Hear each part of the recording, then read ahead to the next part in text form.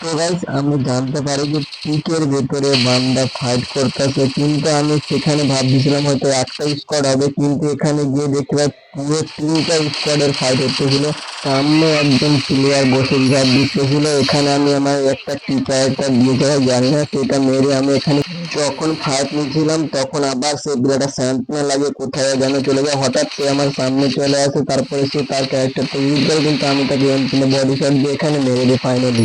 তারপরে দেখেন এখানে বসে লুট করতেছিলাম, হঠাৎ দেখে সামনে যে আরো দুইজন প্লেয়ার চলে এসছে, তার মধ্যে একজনকে এমটেনে বডি শট দিয়ে এখানে নক করে দিই, আবার আরেকজনকে এমটেনে ফুল ড্যামেজ দিই, কিন্তু সেখানে আমি কিন্তু ডাউন করতে পারি না। পরে আমাকে একটা প্লেয়ার টু শটার দিয়ে এখানে ডাউন করে দেয়, আর পরে যেটা আমি নক করেছিলাম ওই প্লেয়ারটাকে ফাইনালি রিভাইভ করে নেয় এখানে। তারপরে আমাদের এখানে লাস্ট প্লেয়ার দিয়েছিল, তাকে বলতেছিলাম যে তাকে আমাদের রিভাইভ দিয়ে দাও, কারণ আমাদের রিভাইভ দিলে হয়তো আমরা স্কোয়াড ওয়ার্ক করতে পারবো। তারপরে সে আমাদের রিভাইভ দেয় ফাইনালি।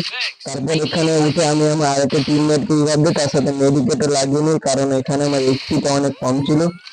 তারপরে আমি ভাবতেছিলাম হয়তো এই সাইড দিয়ে তুলে রাখি, কিন্তু না, পিছন থেকে আমার প্লেয়ার এসে আমার পিছনটা এখানে মেরে দেয়। পরে কিন্তু আমার একটা টিমমেট দিয়েছিল কাঙ্ক্ষিত টিমমেটের উপরে, তারা পুরো স্কোয়াড মিলে অত্যাচার করে এখানে তাকে মেরে দেয়, আর ফাইনালি আমাদের স্কোয়াড এখানে ওয়াইপ আউট হয়ে যায়। ভিডিওটা কেমন লাগলো কমেন্ট করে বলো, আর এইরকম নতুন ভিডিও জন্য চ্যানেলটা সাবস্ক্রাইব করে রাখো।